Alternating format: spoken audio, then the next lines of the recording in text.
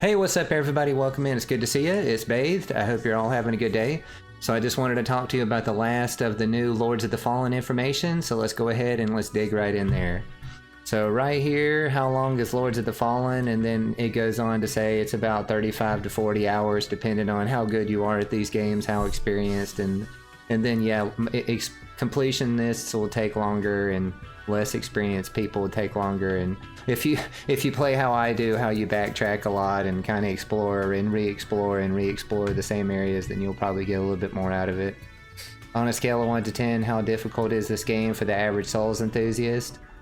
And then it says it's pretty much about the same as the normal Souls game.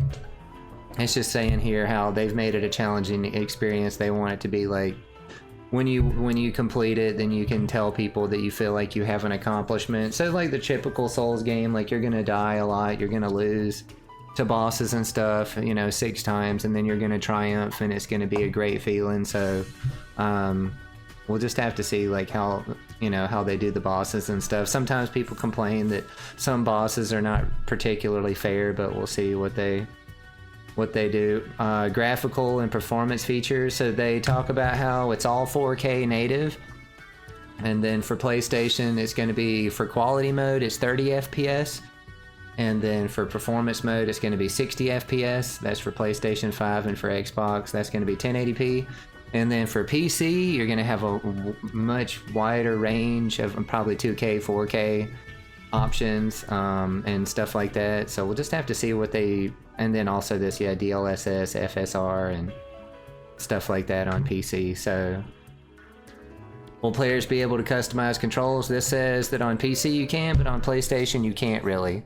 I kind of don't really like that, how sometimes like some games on PlayStation you can only choose like regular or southpaw or orthodox or whatever, different types of like controller setups, but you can't change some buttons.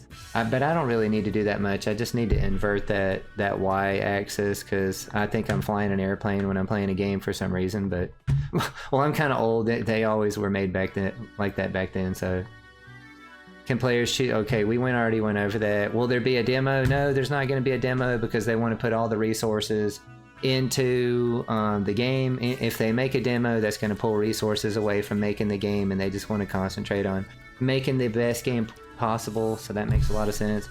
How in-depth is the character customization? Can armor be customized? So this is pretty cool how there's a lot of customization for characters, which players like demand these days. Like video games, like you guys like have to come up with really nice, crazy, got to be able to do a lot of stuff, character customization stuff, or people are they're gonna be upset. I've seen the comments. So haircuts, tattoos, scars, and more. What's really cool about like the armor pieces and stuff in this game is there's like tanks and stuff like that. Let's see if they may. Oh yeah, right here it is, the tanks. You can like change the armors. I've seen like 3 different versions of like the same armor. I think this is some stuff that I've saw some people talk about in Elden Ring. Like when we got Elden Ring, we saw that we could change armor and everybody was so excited, but then we found out it sucks because all you could do is take off the cape, and it changed poise and that mattered, but now it doesn't really matter. But we want to be able to change the colors. Fable.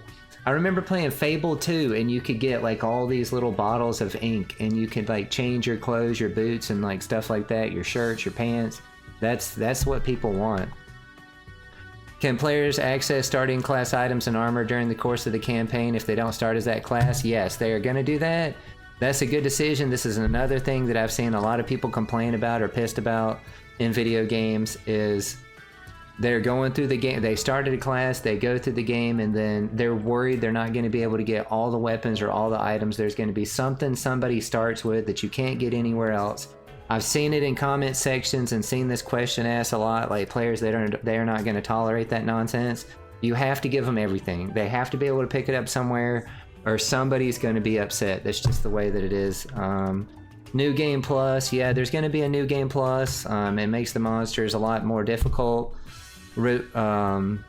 Resistance to elements evolves drastically, and then they change how the ancient vestiges work. Like you have to use those seedling vestiges, which is an item where you can only carry 1 at a time, and you can make a a bonfire or a site of grace, whatever you call it, like somewhere in the world, like halfway through. It's like you can make your own bonfire, which is pretty cool, you know? Like, we've never seen that before, so I'm glad that they're doing something like that. Does it have difficulty setting? Come on, no, it's Souls game, it doesn't do that. Official soundtrack, yeah, they're gonna give you guys an official soundtrack at some point, but not right now. But anyway, that's it. I'm gonna link this down below. This is the last of the new information that we've got that I've been able to find. I just wanted to go through this stuff. So, love you guys, appreciate you, and I'll see you next time.